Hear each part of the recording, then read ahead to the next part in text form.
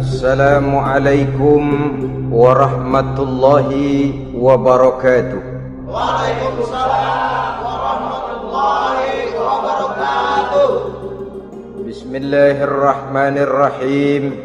Alhamdulillahi rabbil alamin.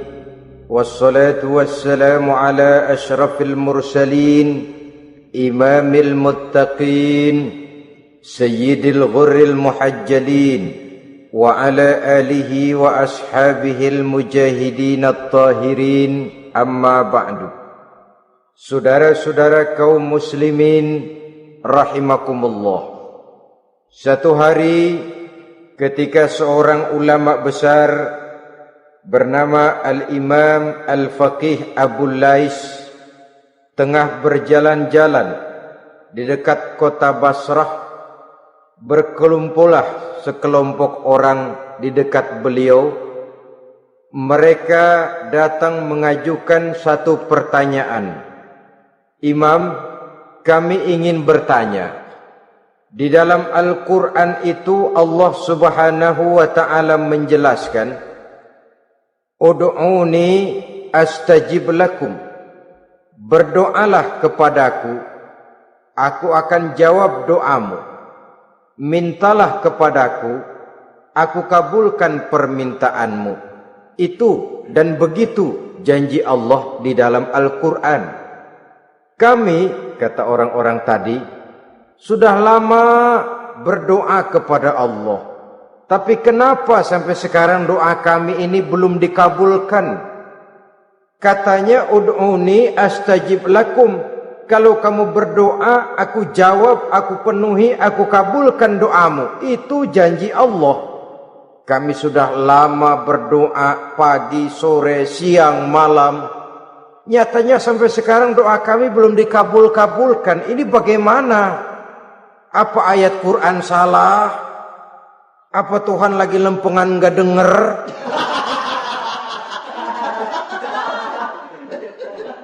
Apa doa kami yang terbalik? Kelihatannya sepele saja ini.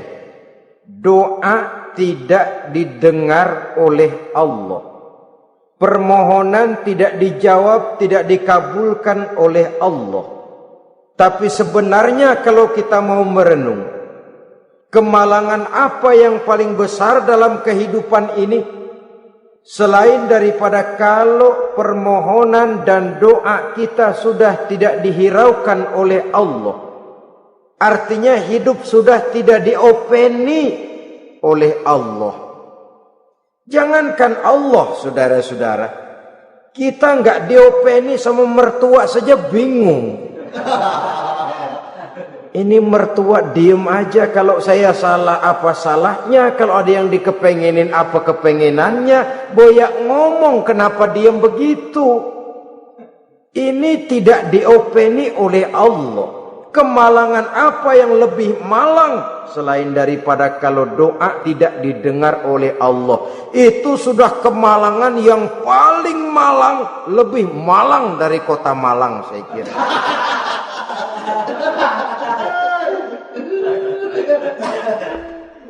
Menghadapi pertanyaan ini, Imam Al-Faqih Abu Lais senyum. Lalu beliau berkata, tuan-tuan, tahu kenapa doa tuan-tuan tidak dijawab? Permohonan tidak dikabulkan? Allah sudah tidak memperdulikan tuan-tuan ini? Kami tidak tahu, Imam, maka kami bertanya. Begini, hati tuan-tuan itu mati. Dari hati yang mati, channel tidak nyambung kepada Allah. Dari channel yang putus tidak ada getaran strom. Bagaimana akan timbul gejala? Hatimu mati, jadi pantas kalau doa tidak dikabulkan, permohonan tidak dipenuhi, doa tidak terjawab, hatimu mati. Saudara-saudara kaum muslimin, dari hati yang mati ini, getaran tidak akan sampai ke hadratullah azza wa jalla. Nah, ini juga satu penyakit yang kita sangat khawatirkan, yaitu apabila hati kita sudah mati selagi jasad masih hidup. Artinya, jadilah kita bangkai berjalan di hadapan Allah Subhanahu wa ta'ala. Sementara kita sangat disibukkan dengan menggali berbagai macam jenis obat penangkal penyakit zahir, dan kita kurang perhatian untuk mencari obat penangkal penyakit batin yang kalau diserang penyakitnya menghancurkan kehidupan abadi di akhirat nanti. Perkembangan ilmu kedokteran nyata benar diikuti dengan perkembangan jenis-jenis penyakit. Makin maju ilmu kedokteran, makin modern penyakit. Ngerti juga rupanya itu penyakit. Dulu kita tidak kenal yang namanya AIDS. Kita tidak tahu yang namanya liver. Kita tidak kenal yang namanya stres. Paling yang banyak cika, masuk angin, dan sebagainya. Tapi baiklah, penyakit-penyakit batin yang menyebabkan hati menjadi mati, dan dari hati yang mati, doa tidak naik, tidak didengarkan oleh Allah Subhanahu wa ta'ala. Nah, kata orang-orang tadi, yang menyebabkan hati kami mati ini apa, Imam? Beliau menjawab, pertama, araftumullaha wa lam tu'tuhu haqqahu. Yang menyebabkan hatimu jadi mati, pertama, kamu kenal benar kepada Allah, tapi haknya untuk disembah, kewajibanmu untuk menyembah, tidak pernah kamu laksanakan. Bagaimana Allah tidak akan jauh dari kita kalau kita tidak akan mengadakan pendekatan kepadanya. Dan pendekatan kepada Allah hanya bisa kita tempuh melalui jalur kegiatan ritual ibadah. Allah akan terlalu jauh apabila kita hanya membicarakannya lewat filsafat dan renungan yang mendalam. Tapi Allah akan dekat dan terasa hadir dalam hidup apabila kita dekati ia dengan pelaksanaan ibadah kepadanya. Kamu kenal Allah, tapi hakmu untuk menyembah, kewajibanmu untuk menyembah, haknya untuk disembah, tidak pernah kamu laksanakan. Kalau soal Allah, kita kenal bukan main. Bahkan tidak hanya kita mengajarkan kenal juga kepada anak-anak kita. Kalau ditanya siapa pencipta matahari, bulan dan bintang? Allah. Siapa pencipta lautan, gunung, hutan belantara dan sungai-sungai? Allah. Siapa pencipta bumi, matahari dan sebagainya? Allah. Sembahyang apa enggak? Bagaimana nanti?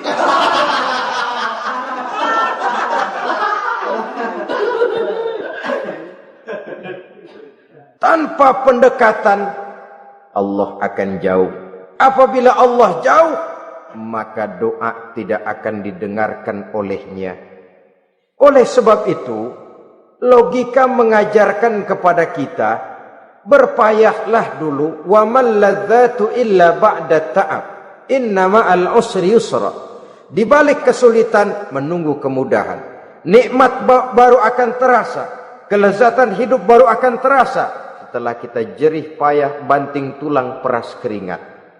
Rasanya memang lebih nikmat sepotong singkong hasil cucuran keringat sendiri ketimbang roti dijejelin orang. Ini berarti kita ingin mohon pertolongan kepada Allah, sementara dengan Allah sendiri kita jauh. Sama saja dalam kehidupan kita analoginya, saudara-saudara. Orang tidak kenal kepada saudara, tahu-tahu jauh dari saudara, tahu-tahu datang mau minjem duit. Apa kesan saudara? Enak aja, kenal enggak, dekat enggak, datang-datang mau minjem duit. Emang duit percetakan bapak lu?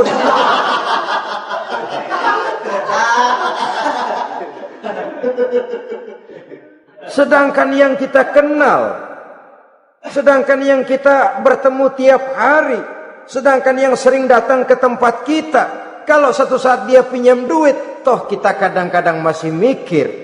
Apalagi datang nggak pernah, berkunjung nggak pernah, ngobrol nggak pernah. Apalagi Kenal juga nggak pernah. Datang-datang mau minta. Macam apa? Datang nemuin Tuhan setahun 2 kali. Idul Fitri, doang Idul Adha.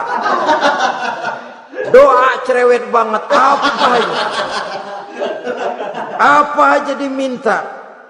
Saudara hadirin, bagaimana doa akan kabul, permohonan akan dijawab? Jikalau kita jauh dari Allah, kita kenal Allah, haknya untuk disembah, kewajibannya untuk menyembah, tidak pernah kita laksanakan. Itu yang menyebabkan hati kita lalu menjadi mati. Padahal mengenal Allah, setelah mengenalnya, mengadakan pendekatan kepadanya melalui ritual ibadah yang dicontohkan oleh Rasulullah sallallahu alaihi wasallam.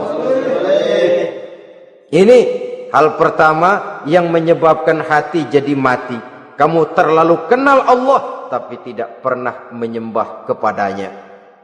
Sama aja orang kerja kagak, habis bulan mau minta gaji. Karena kita jitak palanya. Macam apa? Kerja enggak, tahu-tahu datang mau minta gaji. Kerja dulu yang baik, habis bulan baru enggak diminta pun memang sudah ada jatahnya. Ibadah dulu kita kepada Allah. Soal Allah memberikan karunia kepada kita, itu hak Allah. Apabila kita dekat dengannya, ibadah yang kita laksanakan benar, karunia itu akan datang kepada kita. Saudara-saudara, yang kedua yang menyebabkan hati jadi mati, qara'tumul Qur'an walam ta'malu bih. Kamu baca Al-Qur'an tapi ajarannya tidak pernah kamu amalkan. Kamu baca Quran tapi isinya kamu injak-injak. Sehingga ada peringatan dari Rasul sallallahu alaihi wasallam. Beliau bersabda, "Iza azzamat ummatid dunya wa fi riwayatin dinaron wa dirhaman nuzi'at minha haibatul Islam wa iza turikatil amru bil ma'rufi wan nahyu 'anil munkari hurimat 'alaihim barakatul wahyi wa iza tasabat ummati saqatat min 'ainillah." 3 peringatan keras tapi yang merupakan gejala penyakit kita umat Islam diperingatkan oleh Nabi kita. Pertama, iza azzamat ummatid dunya, apabila umatku telah terlalu mengagung-agungkan dunia, apabila umatku telah jatuh menjadi umat yang materialistis, segalanya diukur dari sudut keduniaan saja, nuzi'at minha haibatul Islam, maka akan dicabutlah dari mereka kehebatan agama Islam. Hilang kehebatan Islam apabila kita jatuh menjadi umat pengagung dunia, penyembah materi. Nilai kita, keberadaan kita tidak dihargai orang lain. Orang memandang kita remeh saja. Orang Islam gak ada apa-apanya, bayar aja. Bisa dibeli, bisa diatur, bisa dikerjain, garap saja. Nuzi'at minha haibatul Islam, hilang dari mereka kehebatan Islam ini. Kenapa? Mereka telah mengagungkan dunia dan menjadikannya sebagai tujuan. Padahal dunia cuma alat, materi cuma alat, harta cuma alat. Yang kedua, wa iza turikatil amru bil ma'rufi wan nahyu 'anil munkari hurimat 'alaihim barakatul wahyi. Apabila telah ditinggalkan amar ma'ruf dan nahi munkar, maka hilanglah keberkahan wahyu. Ini yang ada hubungannya dengan masalah kita. Kita baca Quran, kita tidak amalkan isinya. Bagaimana hati tidak jadi mati? Amar ma'ruf dan nahi munkar ditinggalkan orang, hilang keberkahan wahyu. Pada saat itu boleh jadi Quran ada, tapi cuma tinggal tulisan saja. Islam ada, cuma tinggal sekedar nama saja. Diseminarkan, disimposiumkan, dimuktamarkan, tapi tidak dijabarkan dalam kehidupan sehari-hari. Apabila amar ma'ruf dan nahi munkar telah ditinggalkan orang, hilang keberkahan Quran. Akibatnya apa? Apabila amar ma'ruf tidak lagi digalakkan orang, nahi munkar tidak dilaksanakan orang, lalu orang menilai sesuatu menurut seleranya sendiri. Mana yang ma'ruf, mana yang munkar, tidak ada lagi patokan utama. Kalau baik kata otaknya, dia kerjakan. Tidak baik menurut otaknya, dia tinggalkan. Agamanya adalah otak, berhalanya adalah akal. Akhirnya umat kehilangan pedoman. Tidak lagi jelas mana batas yang ma'ruf, mana batas yang munkar. Dalam kondisi sedemikian, akhirnya akan terjadi penjungkiran nilai. Paling celaka nantinya, yang ma'ruf malah dianggap munkar, yang munkar malah menjadi ma'ruf. Peringatan ketiga dari Nabi, wa iza tasabat ummati saqatat min ainillah. Apabila umatku sudah saling berbantahan, apabila umatku sudah saling caci memaki, saqatat min ainillah, jatuhlah mereka dalam pandangan Allah Subhanahu wa taala. Hilang wibawa umat yang sudah saling mencaci maki, saling menjatuhkan, saling gasak, gesek, gosok. Justru agama menganjurkan kita ini saling asah, asih, asuh. Kadang yang kita praktekkan, kita ini saling gasak. Yang kedua, saling gesek. Yang ketiga, saling gosok. Gasak, gesek, gosok. Kacau kita ini. Saling gasak, menjegal kawan seiring, menggunting dalam lipatan. Saling gosok, fitnah sana, fitnah sini. Saling gesek, sikut kiri, sikut kanan. Tidak peduli orang lain luka dan sebagainya. Yang penting dia bisa nangkring. Jatuh kita dalam pandangan Allah apabila umat sudah saling mencaci maki. Maka kita kembali kepada persoalan. Hal kedua yang menyebabkan hati jadi mati, qara'tumul Qur'an walam ta'malu bih. Kita baca Al-Quran tapi ajarannya nyaris tidak kita amalkan di dalam kehidupan kita. Akibatnya hati lalu jadi mati. Itu yang kedua. Yang ketiga yang menyebabkan hati jadi mati dan doa tidak terjawab, idda'aitum annakum min ummati Muhammadin sallallahu alaihi wasallam wa lam ta'malu bi sunnatihi. Kamu mengaku, kamu memproklamirkan diri sebagai umatnya Nabi Muhammad, tapi sunnahnya tidak pernah kamu amalkan. Malahan perkembangan paling akhir bukan saja tidak mau mengamalkan sunnah, malah mengingkari sunnah. Inna lillahi wa inna ilaihi raji'un. Oh, Nabi Muhammad itu manusia biasa seperti kita. Sebagai manusia dia bisa salah. Dan ternyata hadis banyak yang palsu. Yang otentik cuma Quran. Selebihnya adalah sejarah. Tidak ada itu sunnah. Langsung saja kepada Quran. Oh, hadis itu bukan sumber hukum. Oh, tidak perlu mengamalkan sunnah. Saudara-saudara kaum muslimin, mengaku kita umat Nabi, tapi sunnahnya kita campakkan, tidak kita amalkan. Setelah tidak kita amalkan, kita campakkan. Setelah kita campakkan, kita ingkari pula. Inna lillahi wa inna ilaihi raji'un. Bagaimana hati tidak jadi mati? Kalau siang malam kita memproklamirkan diri sebagai umat Nabi Muhammad, sementara sunnahnya kita campakkan, kita abaikan, dan kita ingkari dia sunnah itu. Padahal jikalau sekarang kita mengenal Islam, jikalau kita sekarang ngerti halal haram, tahu hak batil, bisa memilah dan memilih antara yang ma'ruf dengan yang munkar, itu utamanya adalah karena jasa Nabi Muhammad sallallahu alaihi wasallam. Yang dari generasi ke generasi dilanjutkan oleh para sahabat, oleh tabi'in, oleh tabi'it tabi'in, terus oleh para ulama-ulama sampai kepada kita sekarang ini. Walaupun beliau hanya berfungsi sebagai penyampai, tapi kepribadiannya dijadikan model oleh Allah Subhanahu wa taala di dalam kita melaksanakan kehidupan beragama. Bahwa beliau manusia seperti kita, memang dalam arti unsur biologisnya ya manusia, punya darah, punya daging, punya hati, punya perasaan, bisa sedih, bisa gembira, tetapi beliau itu termasuk basyarun la kal basyar, manusia yang tidak seperti manusia pada umumnya, punya spesifik.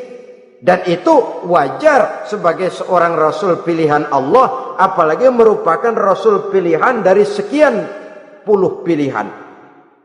Bahwa jamrud itu batu memang, tapi nilainya kan berbeda dengan batu kolar. Satu truk batu kolar dengan barangkali segenggam batu jamrud, nilainya tentu jauh lebih mahal batu jamrud. Kalau soal batunya, sama batunya, tapi nilainya berbeda karena esensinya berbeda. Kita manusia, Nabi Muhammad juga manusia, sama manusianya memang, tapi kualitasnya, nilainya tentu jauh panggang daripada api. Itu sebabnya Allah menjadikan beliau sebagai model. Laqad kana lakum fi rasulillahi uswatun hasanah. Di dalam diri Rasul itu terdapat contoh teladan yang sangat baik bagi kita. Oleh karenanya, pada pertemuan kali ini, apabila kita konsekuen mengaku umat Nabi Muhammad, marilah konsekuen juga menegakkan sunnahnya. Yang keempat, yang menyebabkan hati jadi mati dan doa tidak terjawab, akaltum ni'mata rabbikum walam tashkurulah. Tiap hari kamu makan nikmat Tuhanmu, tapi kamu tidak pernah mau bersyukur kepadanya, kepada Allah Subhanahu wa ta'ala. Nikmat Tuhan kita doyan banget, tidak pernah sehari dan sesaat pun terlepas diri dan hidup ini dari nikmat-nikmat yang diberikan Allah. Sejak kita bangun tidur sampai tidur kembali, bahkan tidur itu sendiri, di pasar, di sawah, di kantor, dimanapun kita berada, nggak pernah nikmat Allah berhenti. Hidup kita dalam alam diberikan segala fasilitas untuk menunjang kehidupan. Nggak pernah Allah pasang pajak matahari, nggak pernah Allah pasang pajak gas udara. Nikmat-nikmat yang banyak itu tiap hari kita kecap, tiap hari kita nikmati, tapi kita tidak pandai bersyukur. Padahal Allah memberikan peringatan keras dalam hadis qudsinya, man lam yashkur ala na'mai wa lam yasbir ala balai falyakhruj min tahti samai wal yatlub rabban siwaya. Siapa yang tidak mau bersyukur terhadap nikmat yang aku berikan kepadanya dan tidak mau bersabar terhadap ujian yang aku berikan kepadanya, silahkan keluar saja dari kolong langit ini dan cari Tuhan selain aku. Diusir oleh Allah. Kalau orang tidak mau bersyukur terhadap nikmat yang aku berikan dan tidak mau bersabar terhadap ujian yang aku timpakan, keluar dari kolong langitku, keluar, cari Tuhan selain aku. Diusir. Lah yang ngusir Allah. Anak sekarang bilang mau ke Menong.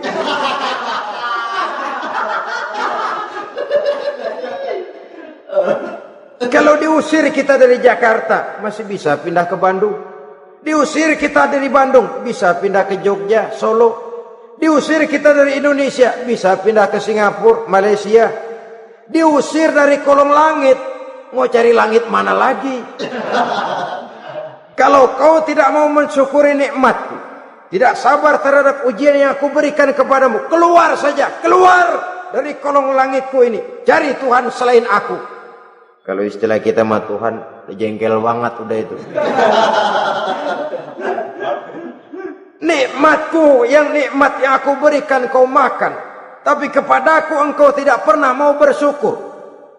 Saudara-saudara kaum muslimin rahimakumullah, wajar. Kita dulunya tidak ada, sekarang ada nikmat. Susunan biologis manusiawi kita demikian cantik, nikmat. Tinggal di bumi, fasilitas yang kita perlukan disediakan, tinggal kemampuan kita mengelolanya. Nikmat.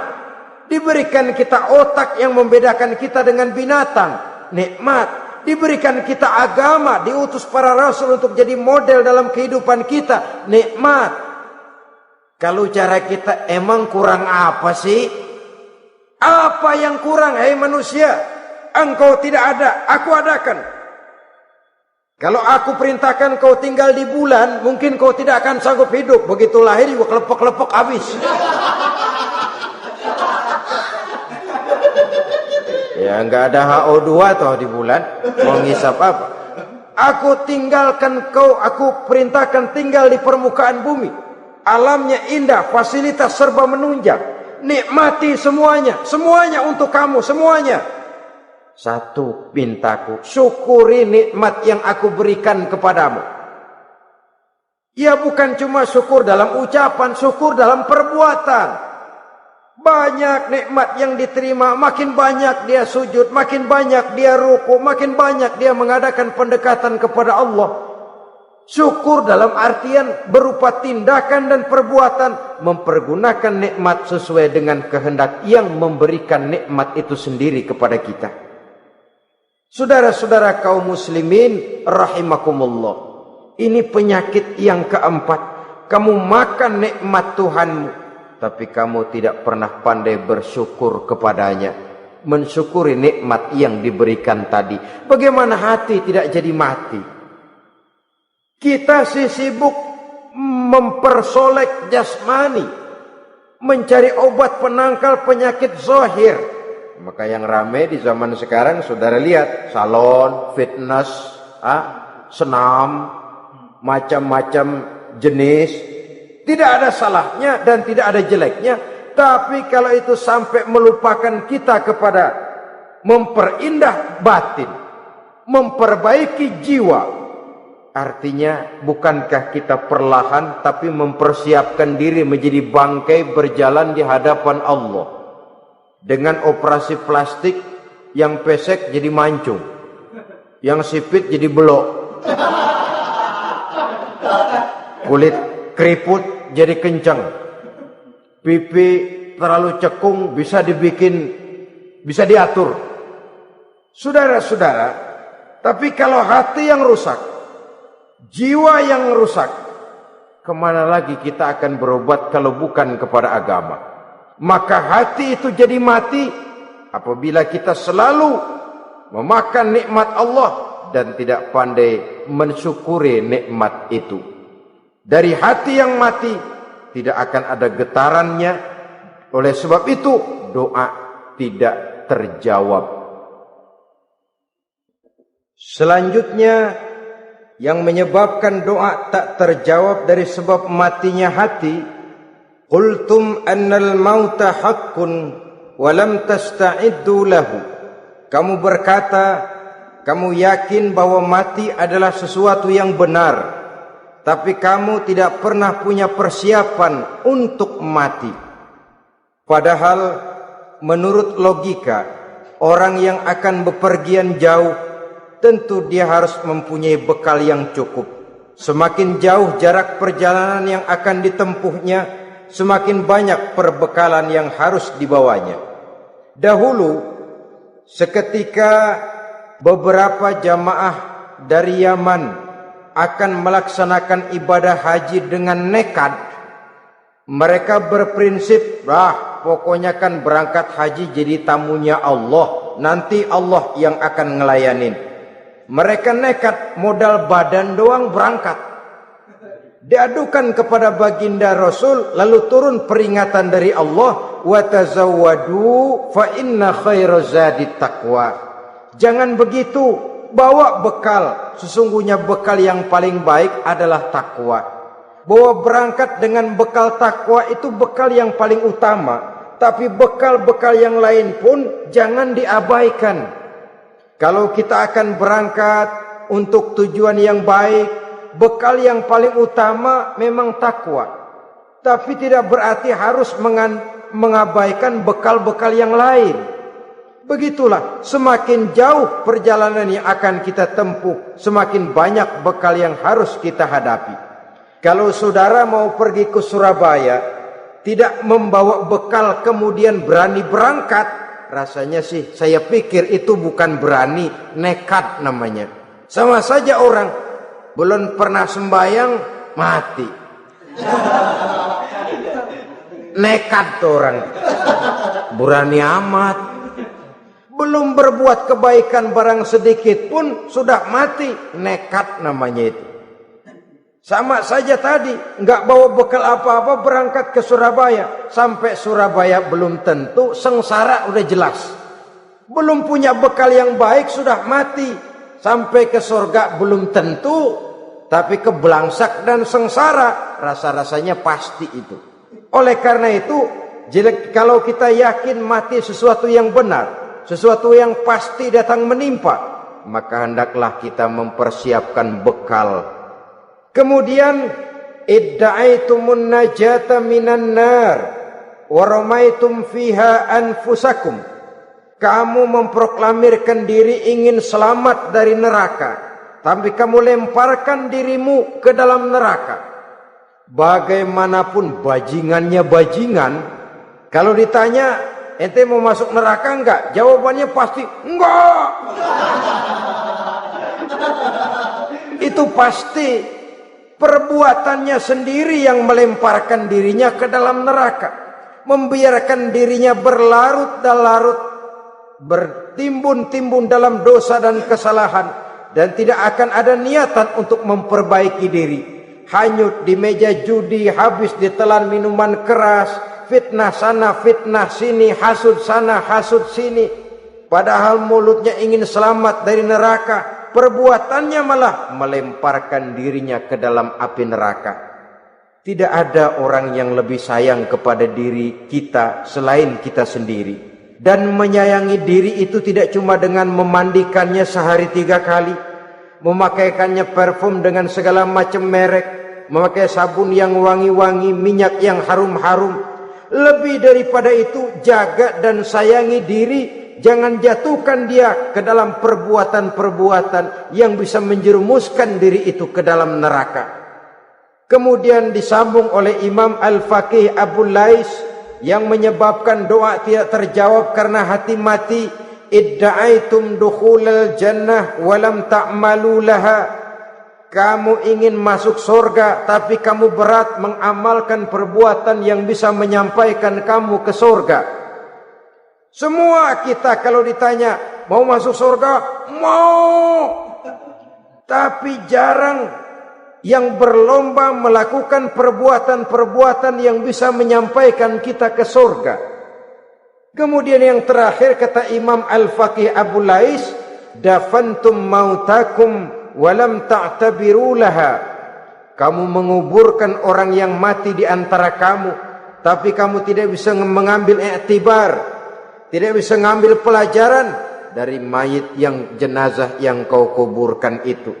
Mestinya kan nguburin orang tuh membuat sadar. Iya, kalau sekarang dia saya baringkan di liang lahat menghadap ke arah kiblat, bantalnya tanah, setelah itu ditutup dengan papan, lalu ditimbun dengan tanah. Iya, sekarang giliran dia, giliran saya, entah besok, lusa, bulan depan, tahun depan, tapi pasti mengubur mayat, mengubur jenazah, tapi tidak bisa mengambil iktibar dari yang dilaksanakannya itu.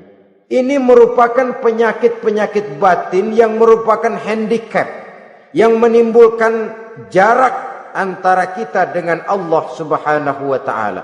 Pantas kalau itu semua ada pada diri kita, hati jadi mati. Dari hati yang mati, doa tidak akan tembus. Kita tidak lagi akan diperdulikan oleh Allah Subhanahu wa ta'ala. Dan itu sekali lagi kemalangan yang terbesar dalam kehidupan kita. Bagaimana jalan keluarnya? Pertama, memperbaiki batin kita, menyelamatkan diri daripada penyakit-penyakit yang bisa mematikan hati seperti yang sudah saya sebutkan tadi. Yang kedua, berdoa dengan adab. Sehingga tata cara di dalam kita bermohon kepada Allah Subhanahu wa taala dibicarakan secara khusus oleh Al-Imamul Ghazali dalam kitab Ihya beliau yang disebut adabud doa. Adab di dalam kita melaksanakan doa kepada Allah Subhanahu wa taala. Setelah batin ini bersih dari penyakit-penyakit hati yang bisa menyebabkan hati jadi mati, berdoalah kita kepada Allah. Bagaimana adabnya? Kata Imamul Ghazali rahimahullah, yang pertama hendaklah ia di dalam berdoa itu memilih waktu yang mulia. Minal awqatis syarifah, kata beliau. Memilih waktu-waktu yang punya nilai mulia. Ramadan dalam 1 tahun, Jumat dalam tiap minggu, sepertiga malam yang akhir pada setiap hari. Waktu-waktu yang punya nilai mulia. Walaupun misalnya saudara berdoa pada hari Kamis, tidak ada halangannya Allah mau kabulkan. Ini tidak berarti bahwa kalau sudah berdoa hari Jumat lalu hari Kamis tidak mau berdoa, tidak. Lebih memilih mengintai waktu-waktu yang punya nilai mulia. Lailatul Qadar sekali dalam setahun. Waktu-waktu yang punya nilai mulia. Logikanya begini saudara-saudara.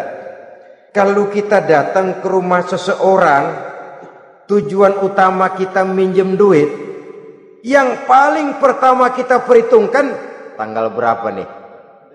Kan itu toh. Tanggal berapa? Kalau tanggal 20 atuh minjem duit. Orang lagi ngap-ngapan.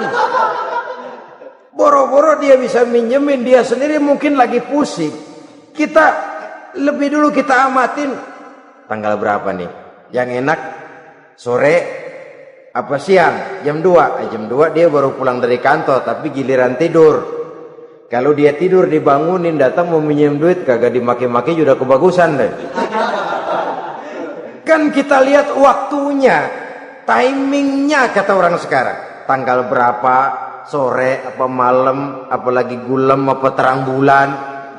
Itu semua sudah kita atur sedemikian rupa, memilih waktu. Yang kedua kata Imamul Ghazali, memilih keadaan yang istimewa. Kalau tadi soal waktu, yang kedua soal keadaan. Ada situasi-situasi di mana doa itu diijabah oleh Allah Subhanahu wa taala. Di antaranya kata Imam Abi Hurairah, "Inda zahbi sufuf fi sabilillah." Pada waktu mengatur barisan perang membela agama, di situ doa kabul. Inda nuzulil ghais, ketika turun gerimis, di situ doa makbul. Inda iqamis shalah, ketika salat mau didirikan, riwayat lain bainal azan wal iqamah, antara azan dan qomat, di situ doa makbul. Itu memilih keadaan-keadaan. Kemudian yang ketiga kata beliau, berdoa menghadap kiblat. Ya, apa kalau doa madhab mudik Tuhan kagak tahu? Tahu. Tuhan gak dengar? Dengar. Cuma lebih etis. Lebih etis kalau kita berdoa menghadap ke arah kiblat. Saudara-saudara kaum muslimin rahimakumullah. Yang keempat, hifdzus shaut, menyederhanakan suara. Tidak terlalu keras, juga tidak terdengar orang lain, apalagi kalau doa kita diaminkan oleh orang lain. Tidak usah terlalu keras. Kenapa? Karena Allah yang kita meminta kepadanya bukan zat yang tuli, bukan zat yang buta, bukan zat yang tidak dengar, bahkan dia maha dengar. Juga tidak terlalu seperti orang berbisik-bisik, apalagi kalau doanya doa bersama-sama. Tapi kadang-kadang terdorong oleh husnuzon dari para makmum saja. Tidak peduli apa yang dibaca oleh imam, yang kedengaran cuma amin aja kerengan. Amin, amin, amin, amin, amin, amin.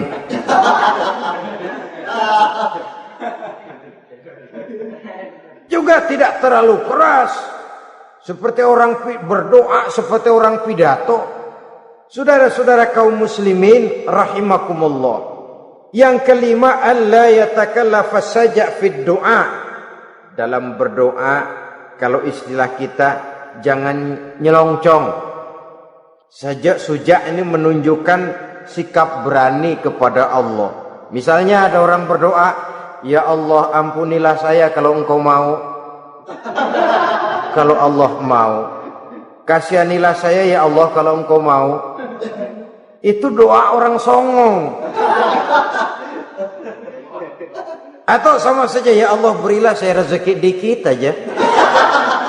Emang kenapa pakai begitu? Allah yatakallafa saja' fid du'a. Yang keenam kata Imamul Ghazali, at-tadarru' wal khusyu'. Dengan tadarru' dan khusyuk, dengan sikap tawadhu, benar-benar ya seperti kita lah kalau datang memang menghajatkan pertolongan dari seseorang, segala action kita atur supaya hajat kita itu kabul, kan begitu. Kadang-kadang istilah orang kalau perlu ngesor mah ngesor dah, yang penting permintaan dikabulkan, gitu saja. Kita lihat sekarang ini, ramai orang bicara soal film-film Parno. Kelihatannya pendatang-pendatang baru pokoknya asal bisa main dah, bugil ya bugil dah. Yang penting nyohor, bisa tampil. Walaupun dalihnya semua sama, mula-mula cuma iseng. Adegan panas bagaimana? Kalau tuntutan skenario apa boleh buat? Apa boleh buat? Emang nggak bisa milih. Setelah film beredar baru saya juga jijik ngelihat, ya tadi kemana waktu bikin? Udah jadi baru jijik, bikinnya merem memang itu.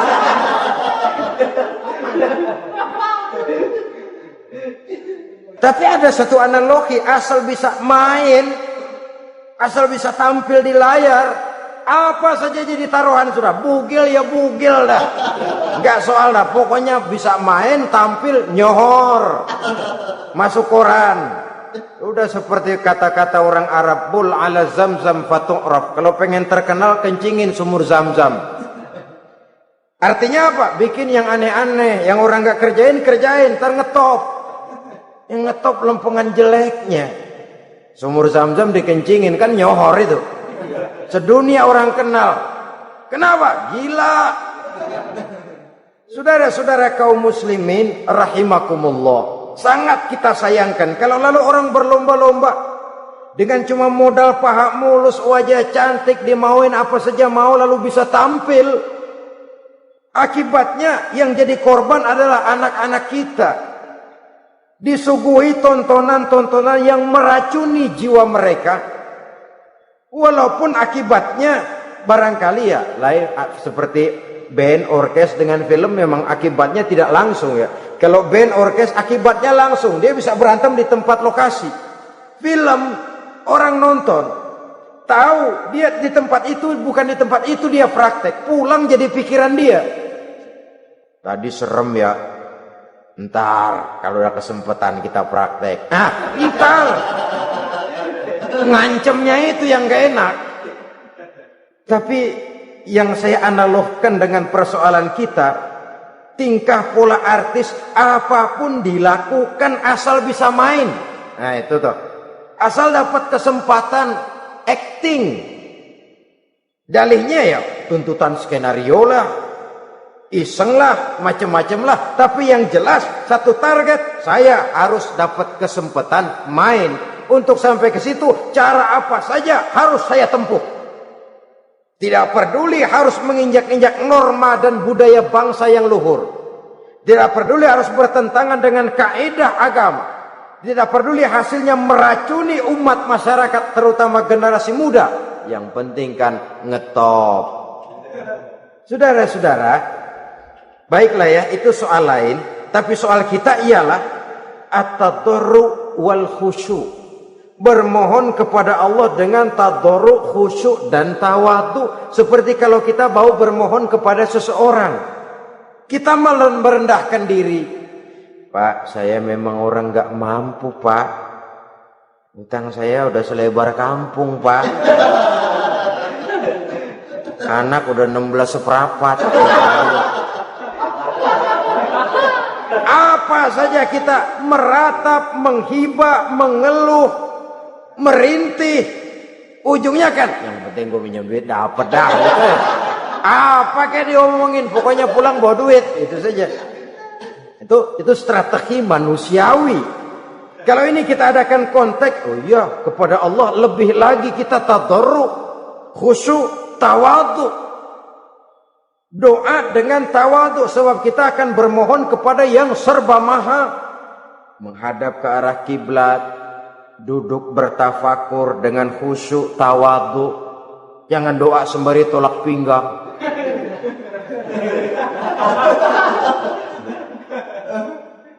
Yang ketujuh, kata Imamul Ghazali, ayyujzimad du'a wa yuqina bil ijabah.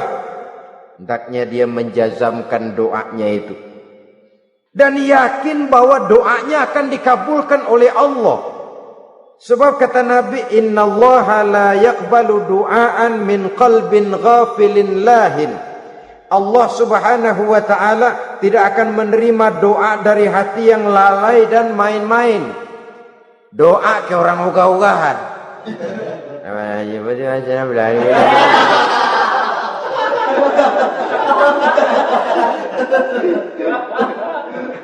Kali malaikat nyongok dong, lu minta apa lu?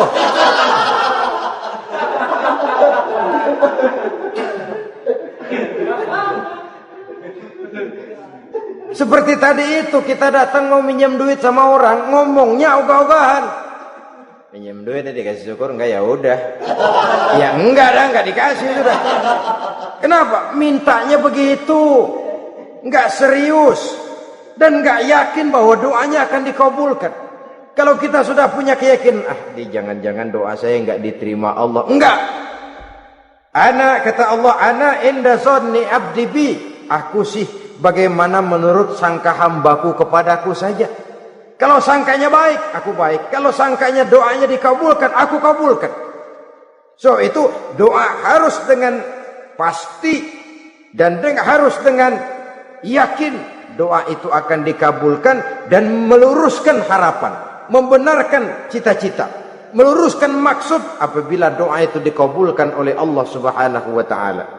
Saudara-saudara, oleh karenanya jangan doa setengah hati. Jangan berdoa sambil main-main.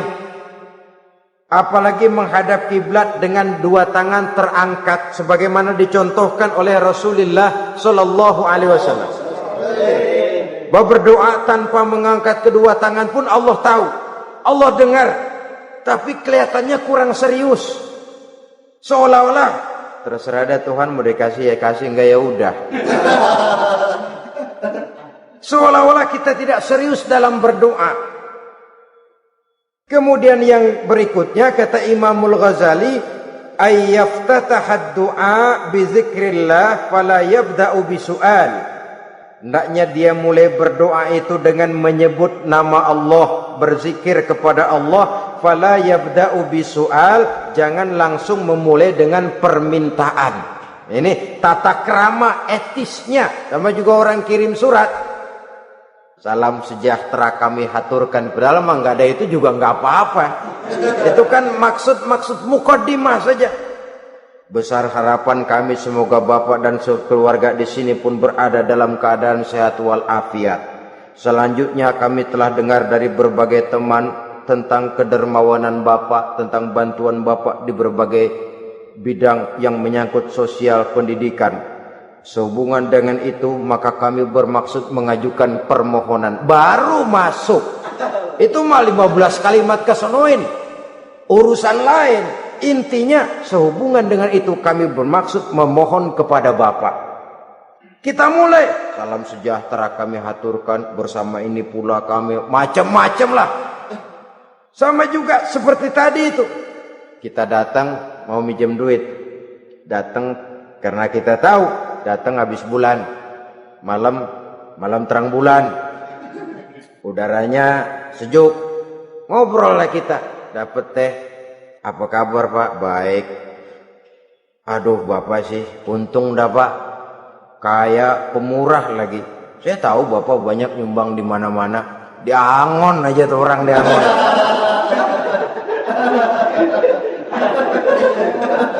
Kira-kira udah mau telap aja baru dikedat. Ngomong-ngomong Pak, nah mulai nih kalau udah ngomong dah tuh mulai. Baru masuk. Jadi etisnya berdoa itu dimulai dengan zikrullah. Karena itu umumnya dimulai dengan Alhamdulillahi Rabbil Alamin. Kita puji dulu Allah. Alhamdulillahi Rabbil Alamin hamdan yuwafi ni'amahu wa yukafi'u mazidah. Kita puji dulu Allah. Seperti orang tadilah. Kita puji dulu kebaikannya. Walaupun pada akhirnya kita minjem duitnya. Sebenarnya Allah nggak perlu dipuji toh. Dipuji atau tidak Allah tetap termulia. Ini etis manusia. Allah tidak berharap untuk dipuji oleh manusia. Allah tidak untung seluruh alam memujinya. Manusia mau muji atau tidak itu urusan manusia sendiri. Allah tidak minta untuk dipuji. Allah juga tidak gila kepada pujian. Kalau kita memulai doa dengan pujian, etis kita kepada Allah Subhanahu wa taala di dalam kita bermohon kepadanya. Saudara-saudara kaum muslimin rahimakumullah. Kemudian menyesuaikan doa dengan kondisi. Ini termasuk syarat batin ya, taubat, waraddul mazalim kata Imam Ghazali, menolak segala macam kezoliman. Artinya kalau berdoa tuh tahu diri. Kalau gaji kita sebulan 700 atau 800 900 ribu, berdoa minta rezeki 1 juta, itu tahu diri namanya. Kan cuman kurang 100 ribu. Ya, kalau kerja kagak minta gajian 1 juta. Pengen doa dikabulkan, rasanya secara etis nggak tahu diri orang berdoa seperti itu. Orang datang mau minta duit, mau pinjam duit kepada kita, kan kita lihat kira-kira mampu ngembaliin nggak nih orang. Kita lihat, kita evaluasi kemungkinannya. Lalu si yang minjem tentu tahu diri. Kalau memang kekuatannya ngembaliin tidak seperti kekuatannya mulangin, hendaknya dia timbang rasa. Begitu juga kepada kita etisnya kepada Allah Subhanahu wa taala. Tahu diri, menyesuaikan doa dengan keadaan. Kalau tidak ada gap terlalu jauh panggang daripada api, nanti nasibnya bagai si pungguk merindukan bulan.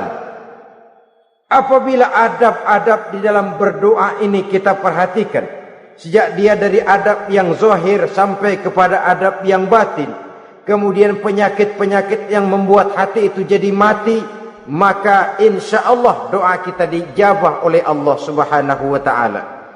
Dalam Al-Baqarah ayat 186 Allah Subhanahu wa taala menjelaskan, wa iza sa'alaka ibadi anni fa inni qarib ujibu da'watad da'i iza da'ani falyastajibu li wal yu'minu bi la'allahum yarshudun. Apabila hambaku bertanya kepadamu Muhammad tentang aku, kata Allah, fa inni qarib, katakan kepadanya aku dekat sekali dengan mereka. Ujibu da'watad da'i iza da'ani, aku akan jawab, aku kabulkan permohonan orang-orang yang berdoa kepadaku.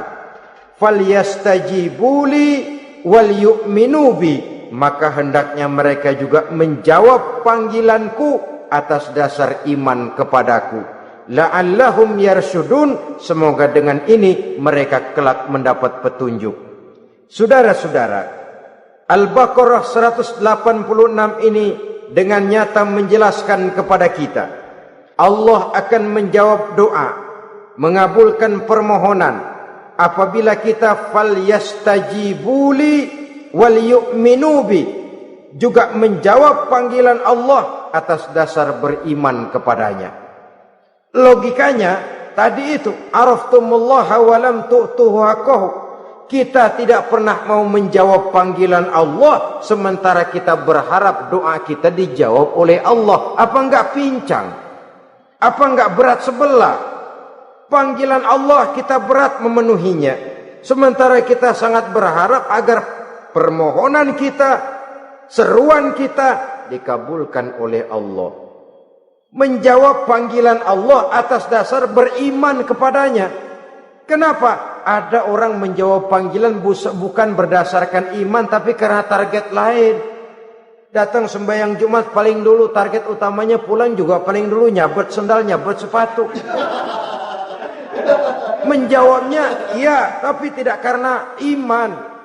Jadi apabila kita rajin menjawab panggilan Allah atas dasar beriman kepadanya, maka seruan, permohonan, doa niscaya dikabulkan olehnya. Ini saja, mudah-mudahan ada manfaatnya. Terima kasih atas segala perhatian. Mohon maaf atas segala kekurangan. Usikum wa nafsi bitaqwallah. Wassalamualaikum warahmatullahi wabarakatuh.